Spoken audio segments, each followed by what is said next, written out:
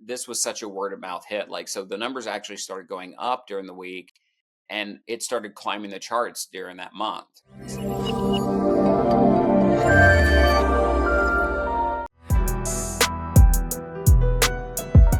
Jeffrey, thank you for joining me here today on the Go at Manav. For those that do not know you, could you please tell them a bit more about yourself? Hi, thanks for having me. First of all, I'm a screenwriter, producer, director, mainly, known for creating the Final Destination film franchise.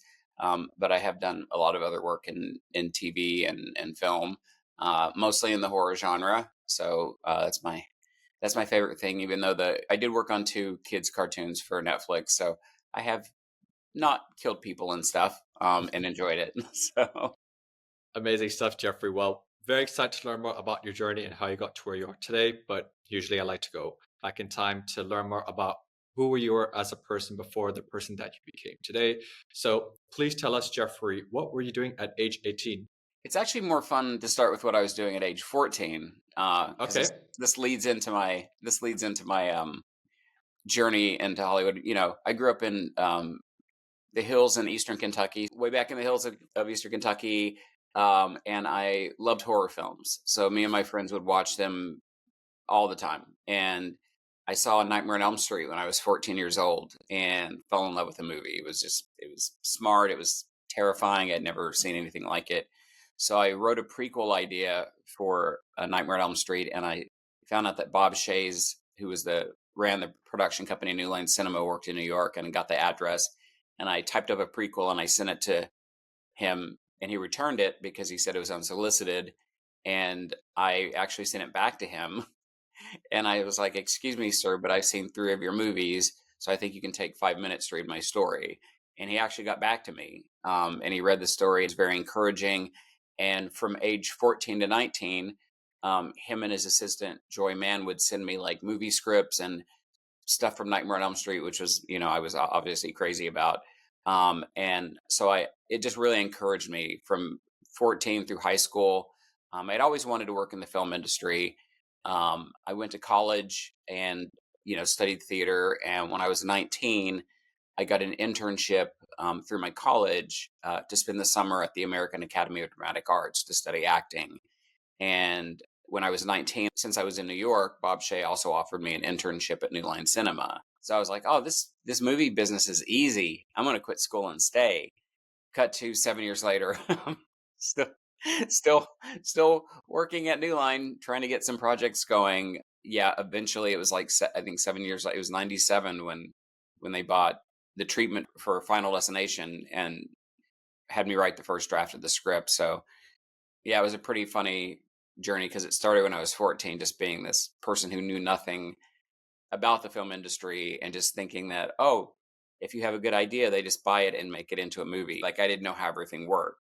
To me, going, through college, studying acting, moving to getting an agent and thinking it was going to be just kind of super easy because things seem to Yeah. be happening pretty, not easy. I mean, I put a lot of hard work and a lot of people helped me get grants for the program to study acting. And just as luck would have it, there was a casting director's daughter in my class at the American Academy of Dramatic Arts. And I'm the only person I think that didn't know who she was.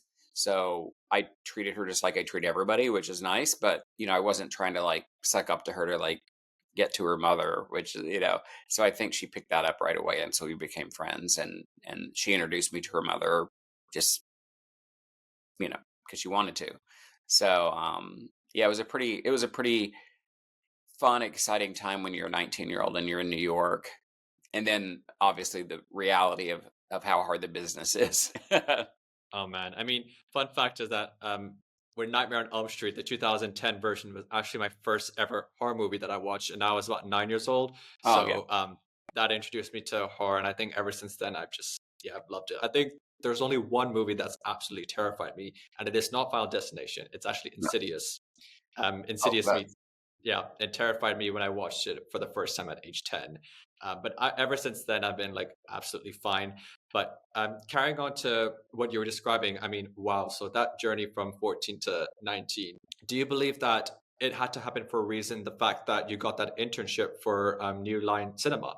yeah. Yeah. I mean, I definitely believe. I mean, I definitely believe that everybody's kind of has a calling in life or a passion in life. Doesn't mean that's the only thing that you're good at. It just means I think that we all have. Like I knew, my neighbor told me at age 9. She asked me what I was going to do when I grew up, and I said I'm going to be a movie star. Like it was just something. Working in movies and TV was just something that I just knew, and it came from a very pure place of just I love movies and I loved horror. So I definitely think that it was kind of meant to be. I mean, just the way things fell into place. And again, I think the great thing about it is I didn't have a master plan. Like I didn't write this treatment when I was 14 thinking, oh, someday. I just thought, oh, it's good. I love this movie. I have a great idea. It wasn't that great, actually. You're 14 years old. The backstory of Freddy Krueger is the backstory of Freddy Krueger. So, Yeah. uh, it was the most obvious thing to do. But everything that I did was like geared towards following my dream. And when I stayed on that path, things did seem to kind of patience. Obviously it took a lot of planning, like going to the American Academy of Dramatic Arts. I really just wanted to be an actor. That was my main focus. So everything I did was focused on acting. So getting the internship at New Line was just like, I mean, I was so grateful for Bob and his assistant who'd stayed in touch with me all those years, for offering it to me. But that was also just getting me closer to like working for the place that made my favorite movie. So all this stuff was coming from a purely pure place. But thank God I worked at the studio because I learned pretty early on how many pieces went into making a movie and how many choices outside of the quality of your work go into making a movie. Because I would see really great scripts come in that everybody loved, but then a really not so great script would come in with like a big star attached, and they would say, well, we got to make the movie with the big star attached. So there was a business side of it that I saw that didn't matter. Not that you could just write a piece of crap. Like you still needed to aim to do something really strong. But so it taught me how to, I learned how to write by reading a lot of scripts and reading coverage and writing scripts and getting them rejected, and writing a couple of scripts that actually made it, kind of high up the food chain before Final Destination. Um, so I learned how the business side of everything worked. And that was really important because that helped with my ego. Because I think a lot of people, when you work in the arts, especially, you put so much of yourself into your work. And we tend to be a little arrogant when we're younger, where we think everything we do is great, so we don't grow. So Yeah. that taught me to be open to constructive criticism, but it also taught me not to be crushed if somebody passed on something, because I knew it wasn't like a personal condemnation of my talent or me as a person, which I think obviously anytime you get rejection, you can't take it. I still take it a little personally, but I just don't take it as personally as somebody who hasn't been at a studio and seen how the process works. And, no matter whether you're an actor or a director or set designer or crew person, it always gets down to like the final two or three. And then there can only be, it's like Highlander, there can only be one. Yeah. And you just never know what that final decision pushed them to go this way instead of that way. Yeah. I mean, that now leads on to what I'm going to ask right now, and that is obviously Final Destination has done very well to get to where it is today. Who knew that it's now going to be a seventh installment? But obviously, back in time, you know, talking about rejection, how did you create the idea of Final Destination, and what was it like going through the rejection process to get to the first film? Um, the rejection process happened on several other projects, but we did have some issues with Final Destination because originally, I keep forgetting that times have changed, and so it's like mail and not email. So Yeah. I was flying home to Kentucky, and I read this article about a woman who was on vacation, and her mother said, "Don't take the flight you're on tomorrow. I have a bad feeling about it." So she switched flights, and then she found out the flight she was supposed to be on crashed. So that put the idea in my head, but it hadn't formulated into like, what if she cheated death? Just over time, I wanted to get a TV agent because the acting thing wasn't working out, because this was the early 90s and diversity in casting was just not on people's radars, but it was just like, if you were a person of color, literally they would call you in for pimps and hustlers and drug dealers. Like that's the reality of the business in the 90s. And, since I'm lighter skinned too, and, and I'm very nice, my agent's like, you're an ethnic Michael J. Boy or Michael J. Fox type, who was, huge at the time. He was in Teen Wolf and Family Ties, and everybody loved him, and Back to the Future. And I'm like, that's great. Everybody likes Michael J. Fox. And she's like, yeah, but they don't write roles for ethnic Michael J. Foxes. So that's when I shifted over to writing. And I wanted to get an agent, so I had to write something for a spec script, or a spec script for a show that was on TV, just as a sample to show the agent, because they wanted to know that you could write other characters. They assumed if you're a good writer, you can write your own characters, but they want to know that you could write other characters. So went back over that idea, and I was like, well, what if she cheated Death and Death came after them? And so I used that as a sample script for the X Files to get an agent. My friends at New Line read, obviously I had people that I trusted there that I always had read my stuff. And they were like, this is a good idea. Don't send this to the X Files. This is a good movie idea. So I knew, because I'd been rejected before, that I needed to kind of build this up in a way. And this was back in the day when you could sell treatments, you could sell ideas. And so I had a friend. A lot of stuff again happens with friends helping, or just things that happened years ago paying off years later. But Yeah. he worked with Craig Perry and Warren Zide, who had a first look deal at New Line. And I was like, well, I should take this. I should get a producer on board that has a deal at New Line, because that's going to make it harder for them to say no. And so then I developed the idea with them. Um, but they kept having a big problem with Death being the killer. They're like, this doesn't make any sense. Like, you have to, every horror franchise has a killer, like a Freddy or a Michael or a Jason or Leatherface. I finally ended up putting like an Angel of Death in there, but it wasn't killing them, but it kind of showed up. It at least gave some kind of form, like where it was taunting Alex at one point. Yeah. Um, but they still were iffy about it. And then the producer finally is like, look, if you pass again, we're going to take this to Miramax, which was their competitor. So then they decided to buy it after that. Um, and so it was still a fight, because it was something different. Like, we hadn't, had Death as a killer in a film before. Um, I hope I'm not wrong on that, but I don't think we had it up until that point. Somebody on the internet will tell me if I'm wrong. So yeah, so we wrote the script, and the version that I wrote was very influenced by Nightmare on Elm Street, like the same story and characters and structure. With Death killing them, or they would have died. But in the original version, Death used their survivor's guilt, and played with them, mind effed them, until they committed suicides in ways that look like accidents. So, Todd in the shower still gets hung in the original version, but it's set up where he rigs a noose in his garage, and he's confessing to his father all these bad things he's done. And his father comes home and Yeah. opens the garage, and it hangs him. So it was a much darker version. And I know they went out to Clive Barker, to direct at the time, and he passed on it. And then uh, they ended up talking to James Wong and Glenn Morgan, who, as serendipity or karma would have it, worked on a lot of my favorite X Files episodes. They'd worked on a lot of other TV shows as well, but they'd done some of my favorite X Files episodes. So they went to them, and they liked the concept, but they wanted to ground it more in a reality world. So they came up with the whole Rube Goldberg angle, that Death was like using everyday objects around you to get people, which I thought was great, because I'm a diehard horror fan. So I know, like, diehard horror fans will like stuff, but I also knew the films that had kind of crossover appeal beyond horror fans. And when they came back with the Rube Goldberg thing, I was like, oh, this is really smart, because this will open this up to people who aren't traditional horror fans, Yeah. which it actually did. I've met so many people who have been like, I don't watch horror movies, but I watch this one.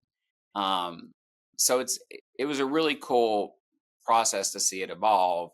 And luckily, I mean, the studio was trying to get them to put some kind of Death image in there. Like, you see remnants of the black shadowy. It's only in the first movie where you see that black shadow, and there was originally going to be more in that, where the characters would see like this Death figure.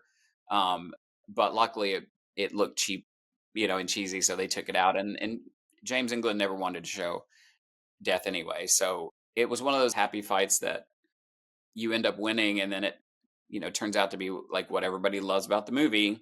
Oh man, I feel like yeah. Now that you remind me about Todd's death, that is actually I think the one death I think I found very difficult to watch the first time, and I was Mm. probably like 12 or 13 when I watched it for the first time. So and my parents watched it actually. They watched it because it came out in the year I was born. So I was born in the year 2000. Oh, just Um, rub that in, why don't you? Thanks. No, I'm kidding. sorry, nah, I'm chill. totally I'm kidding. Yeah. Yeah. So it was just like, oh, okay, I want to know, I want to watch all of these cool movies from, times when it was like in the cinema, it's different. And now, obviously, with social media and, it's brought back from the fifth version of the movie that came out in 2011 to now, I think 2025. So 14 years. So it's like, there's like a new generation now of fans that watch Final Destination. But what I was going to ask you now is, so first of all, for those who are watching and don't know about Final Destination, please tell us a bit more about the first movie because you sort of you wrote the movie, did you?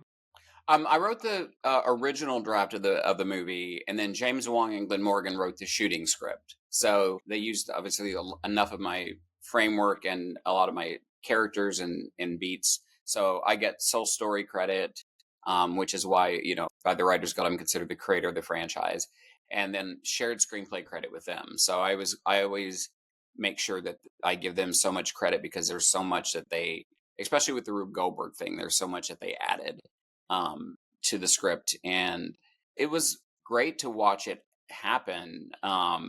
Like I was very involved because I worked in the New York office, so I wasn't in LA with like in the room with people. But Mm. Bob would send me every draft of the script to give notes on, and honestly, I didn't have many notes. Besides the fact that James and Glenn are very good at what they do, I also knew that once the script was handed off to a director, it becomes their vision.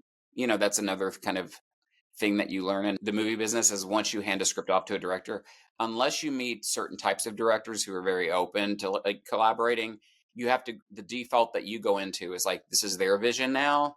So I've been very grateful that I've become friends with every, like David Ellis who worked on the second film, um, directors of all my franchises. Like I've become like friends with them and have been allowed to go on most of the sets because I go in there just from a place of like I just want to come and see it, like, and have fun. I'm not coming on here to like tell you how to do your job. So I gave a couple of notes. There were just a couple little things that I thought, oh, this might make the script better. I got to visit the set. They shot a whole cameo scene with me, which never made it any. Like I don't know Oh, where it's at, but there was a security checkpoint scene before they got on the plane where I was a security checkpoint guard that checked Alex through, you know, make sure he didn't have any metal on him or anything like that.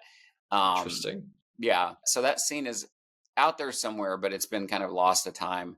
But it was still cool to visit the set because I saw the plane that they built on the gimbal. But I think the most memorable thing from that time was I got to meet Devon Sawa. Didn't get to meet Tony Todd on set, but I met him a few years after, and then we became really good friends. So, and then Craig Perry, and Warren's I did a great job producing, the first film, but Warren's been involved in all the films as well after that. But Craig and his partner Sheila have been like the true like constant like producers who just fight for the franchise and for the quality of it, and you don't really get blessed with producers like that. And also my friend Chris Bender who at New Line who took the script to them, like I always give all of them credit. And then I had a friend, and then I'll quit, but I just Mark Kaufman was the guy at New Line that was like, this is a great idea for a feature, don't give this to the X-Files. And then my friend Brett Leitner came up with the final title because the movie was originally called Flight 180, and it was called that throughout the whole shooting process and post production. But I always knew, I'm like, guys, if we're gonna do, if there's a sequel, we can't call it Flight 182. Um, you know, like what are you gonna do? I remember my friend Brett came in and he's like, what about Final Destination? I'm like, what are you talking about? He goes, well, when you land, they say if this is your final destination, and also that's kind of like that's the end of your life on this earth, unless you're Buddhist, then that's your. And I was like, that's a great idea, and I called up the producers, and they were like, that's a great title. I mean, obviously we still get ragged, you're like, oh, Final Destination, but I guess it wasn't so final after all. I'm like, well, just imagine if it was Flight 180 and we had to keep doing plane movies over and over. It's like 182, 183, Hmm. 184, or just pick a random number. What was it like when you first got the call that it was a hit? The movie was a hit. Oh, well, I saw it because it's funny. Like I said, I worked at the studio, so they have internal tracking that goes on every day. Usually, if you're reading box office, you get the report at the end of the week. Usually, horror movies drop 50% or more after it's their opening weekend. Like that's what usually happens. But what we were seeing internally was that it was actually going up during the week. So word of mouth was spreading. Like this was one of those true word of mouth hits that again, this is why I'm always so grateful, and I always say yes to podcasts and stuff because honestly, if it weren't for the fans, like as a fan myself, I know how it is, but this was such a word of mouth hit. Like so, the numbers actually started going up during the week, and it started climbing the charts during that month. We were all happy. It's kind of surreal that because I was still working there, um, and I think it's just because how I got into the business.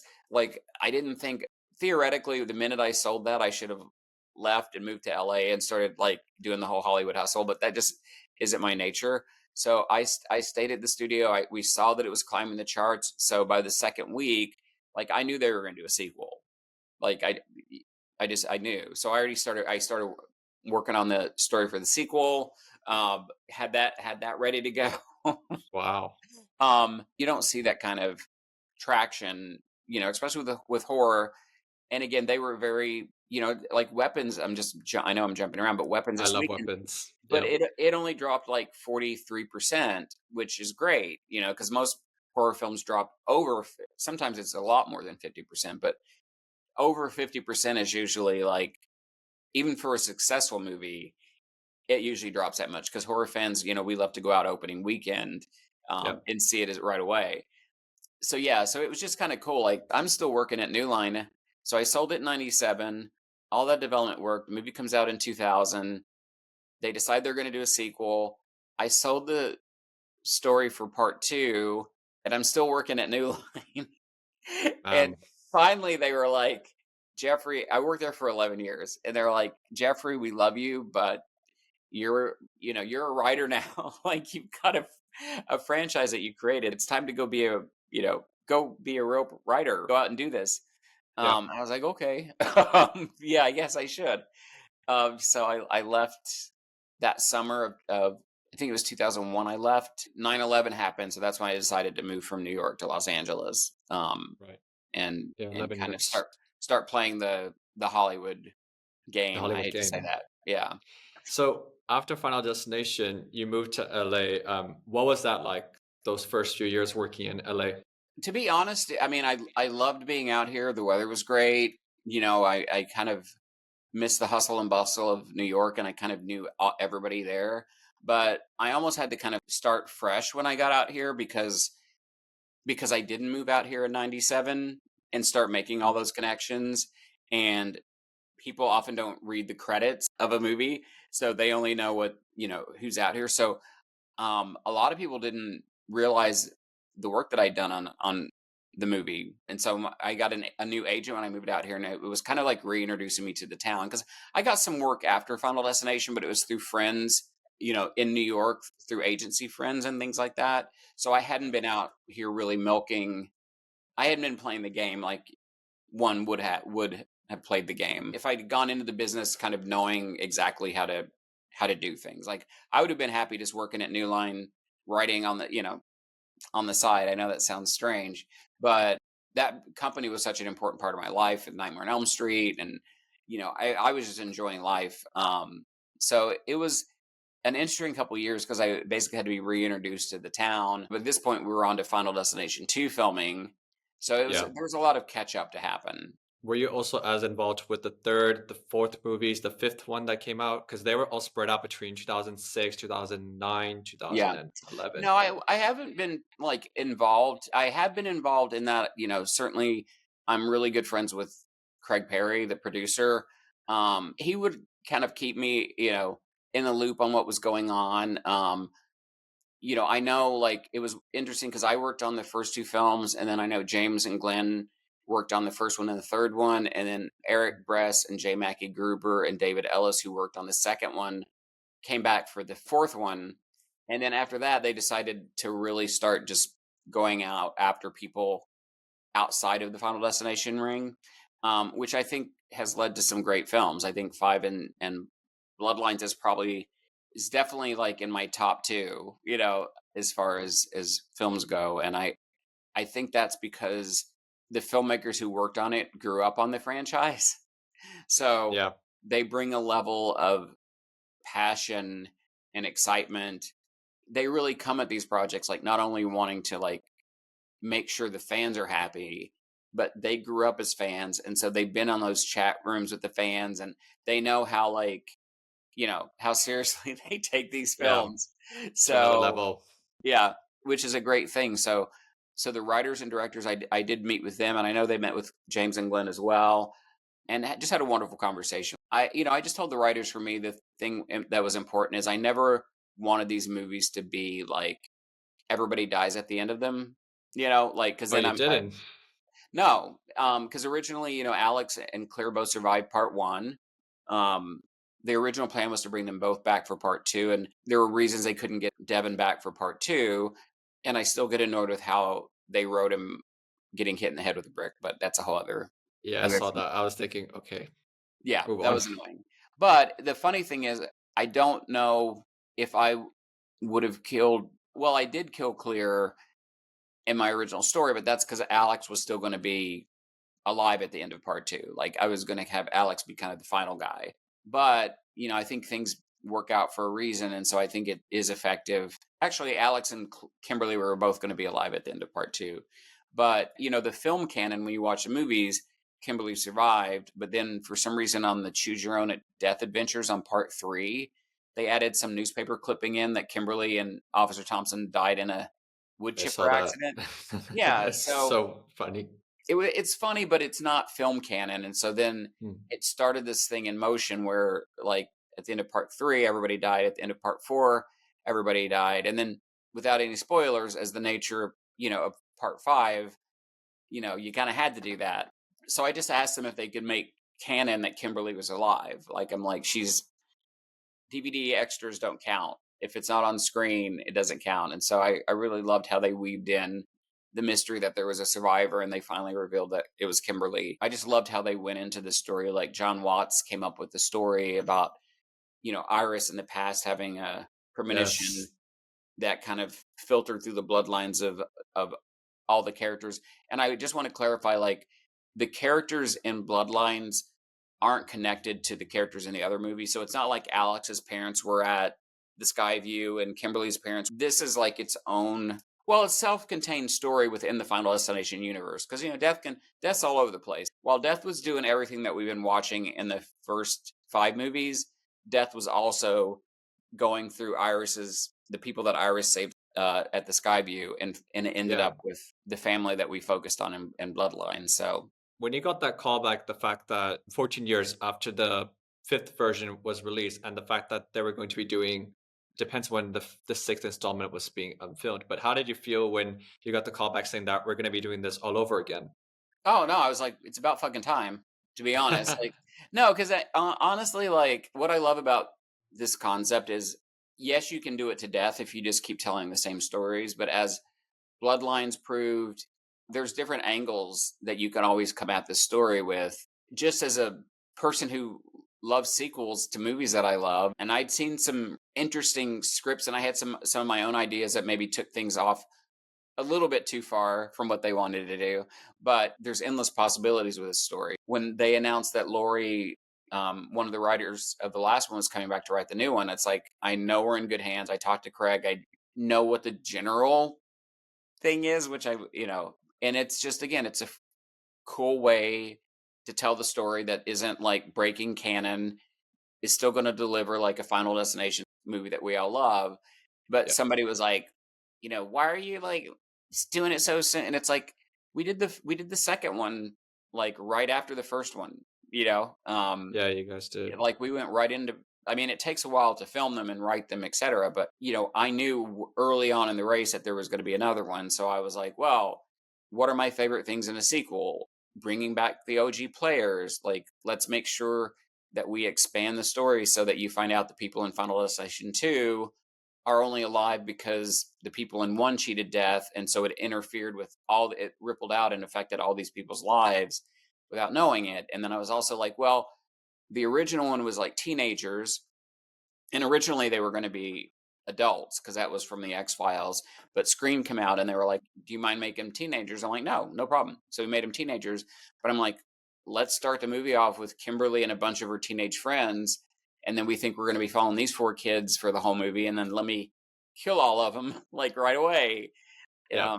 So I got to have a lot of fun with the second movie, and that's the thing with I love about this franchise is it like got suspense in it, but you can just have a lot of fun with it. But you can also with Bloodlines with the family angle, you got to explore a whole different dynamic with the survivors and get into like you know a family and how that's going to affect the characters differently when your own family's at risk as opposed to like if you're a bunch of coworkers or classmates or strangers like so I think there's so many stories that can be told. I was like, yeah, I don't want to wait another 14 years. I'm not getting younger. I'm not Benjamin Buttons here. Like, you weren't born when the first one came out, but I was definitely, I'd Yeah. been born for a while.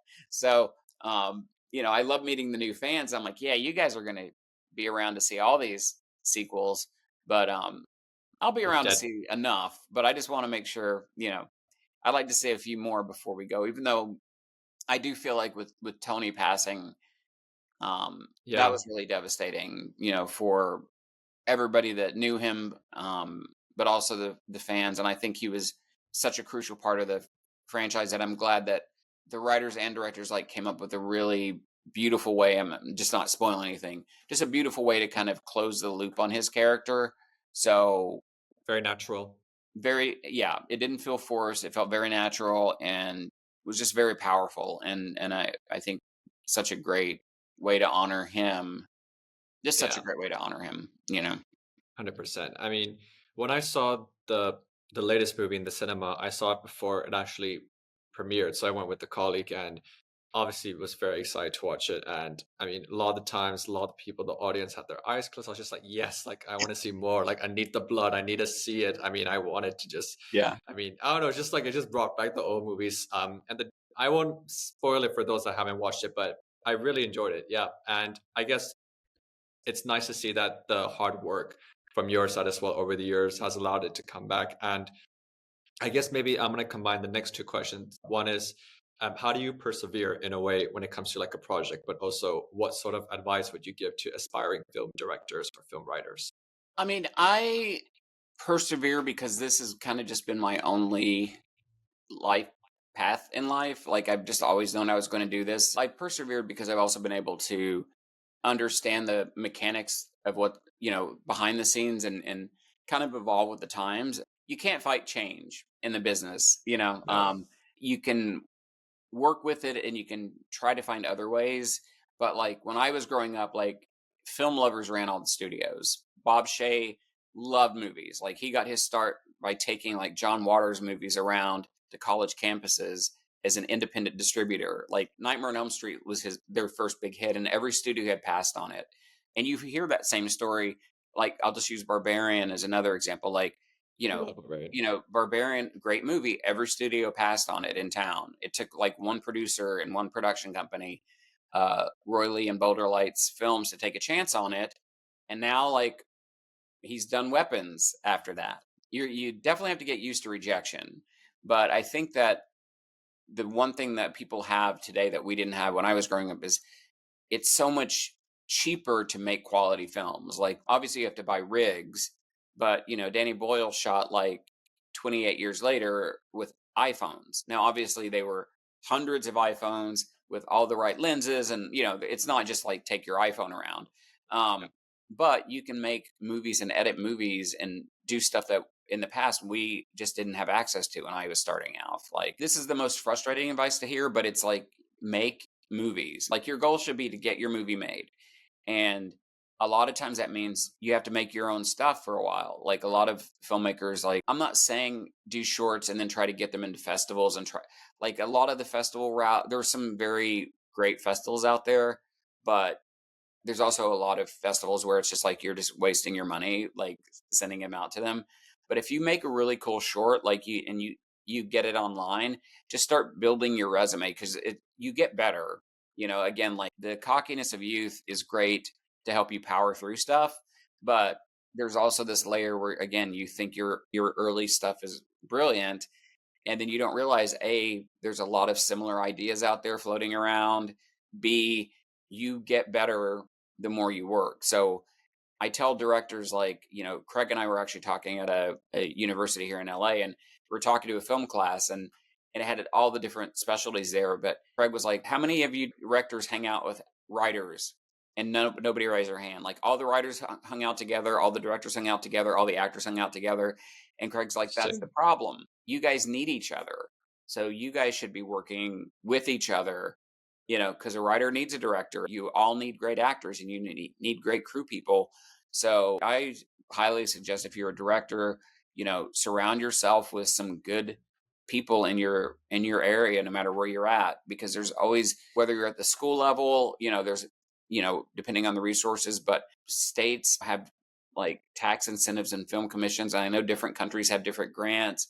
It's like, really, you have to look into that stuff. The whole reason I got to go to New York for the summer was because I worked with my college, because they didn't have an arts grant to like pay for you to go study someplace in New York. Like they didn't, but they were able to mix certain things together and, phrase things a certain way so that we could get the grant to cover the cost of going for the summer. So a lot of times you have to be creative, which happens all the time, especially if you don't have a huge budget, that's when you tend to be most creative.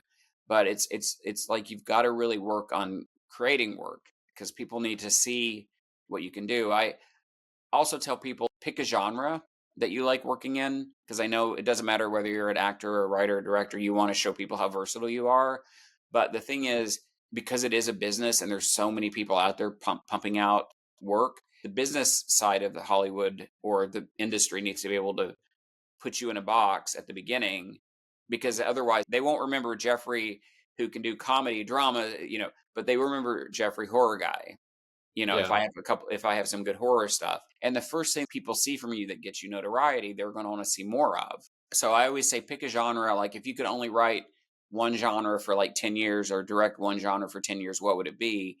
And really focus on that, because that's going to be something you're passionate about and happy doing, because it gets laborious after a while. You Mm. know, Yeah, it and does. and so pick a genre that you love and really focus on that and honing your skills on that and learn as much as you can about different aspects. Like it's great to be a writer, but when I went to college, they made all the actors work crew on a one act, and they made all the crew people act in a one act because they wanted to teach you, like actors, we're not the center of the universe. And writers, yes, it is hard to write, but you have to, unless you're a writer director, once you hand something off to somebody, it becomes a director's vision, unless you bring the financing. Yeah, if you bring somebody in who's going to finance it, then you have say over stuff. I would also say you just have to be patient, but you also have to learn how to take constructive criticism and filter out constructive criticism, because there are people that are going to love everything that you do, like your parents and your best friends. And then there are going to be people that hate everything you do because they want to do the same thing that you do. And so they're just like, well, I'm better. You find people who are going to look at your work, which is what I've learned to do over the years, is I will look at whatever I'm watching or reading, I'm looking at it for what it is and then trying to make it as strong as it can be, as opposed to trying to make it like, oh, well, if this was my idea, this is what I would do. That's another type of criticism that isn't helping your project, because at the end of the day, it's all about the project itself. It's not about our egos. Even though obviously we're putting our passion into it, but the project is always like the master, should always be the master. And it's like, how do we make this the best that we can with the resources that we have? And so if there are great ideas that kind of help, like, okay, well, we can't afford to do this, but we can do this, and that would actually be more impactful, then I think it's always important to be open to that. Right. Okay. What is one piece of advice you'd give to your younger self when you were starting out in the film industry? I would have said, know how the business works. So when you sold Final Destination, you should have jumped in the machine and moved to LA and done the LA thing. And I always just talk about this because I think it's such a big problem, not just in the artistic community, but just in the world in general. I've seen way too many people getting taken out by addiction. And I've been sober for like 16 years. I quit drinking like 16 years ago. There's a part of me that always says that I would have told myself I wish I had never started drinking, because I didn't start drinking until I was in college, like 21, which is way too late for statistically one to become an alcoholic, because your brain's already formed enough. But I'm actually glad that I did go through that journey, because I didn't have any understanding of addiction before that. I'm glad that I went through that journey on my own, because now I understand addiction and I can talk to people about it, as opposed to just like thinking, oh, well, they're just lazy, they're just too weak willed to like put it down. So I always just mention that because I just know too many people that either struggle with it themselves or have people that in their lives that are struggling with it. And it's not unique to the entertainment industry, but it's everywhere. But it's just like, especially when you're an artist, a lot of times if you start drinking to like take that insecurity away or to get your courage up a little bit, then you start tying your creativity to it. And then you start hearing people going, oh, I don't know if I can be creative if I don't have a glass of wine or 5 glasses of wine or a box of wine. And then you realize, oh, you can be creative without it, but it's a journey. Yeah. It is a journey. And we're now coming to the end of the podcast with my final question, because it's a career journey. And that is, what are you up to nowadays? I am up to a lot of stuff. I've got a couple of scripts that I'm packaging right now that we're very excited about. I mean, I would tell people just to follow me on Instagram. It's my name with my middle initial A, Jeffrey A. Reddick. Because speaking of how the business has changed, back in the day, you could just take a really good script out to a studio and they would buy it, or a streamer.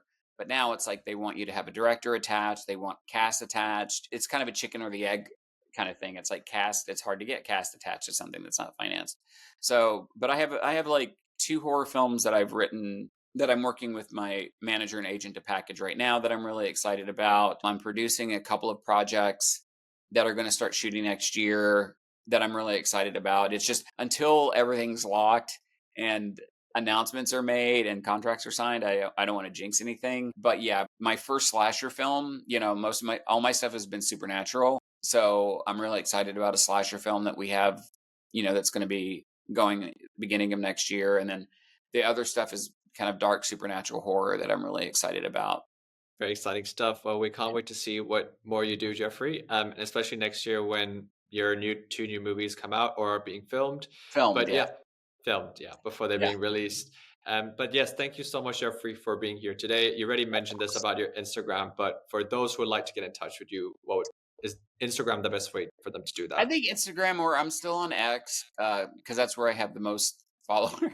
So, Okay, um, yeah. so it's not only do I share like stuff that I'm doing, but if I see stuff that I like, or promote my friends' films, I love doing it.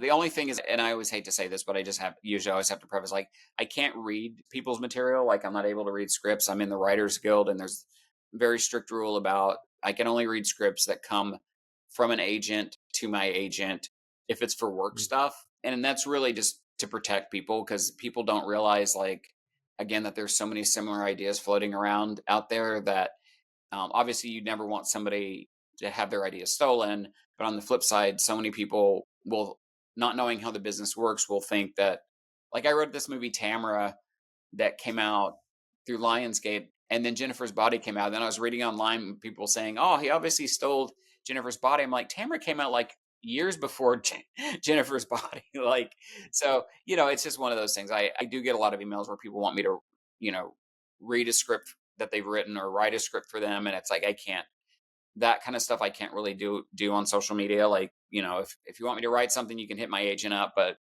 but I love interacting with fans. If they've got stuff that they've done, like, I love sharing it and things like that. It's just, always have to put that little disclaimer at the beginning. Yeah, I can imagine. Definitely. But well, thanks so much, Jeffrey, for being here today. And for those watching, make sure to like and subscribe. A new guest will be on soon. Thanks, Jeffrey, and speak to you soon. All right. Take care.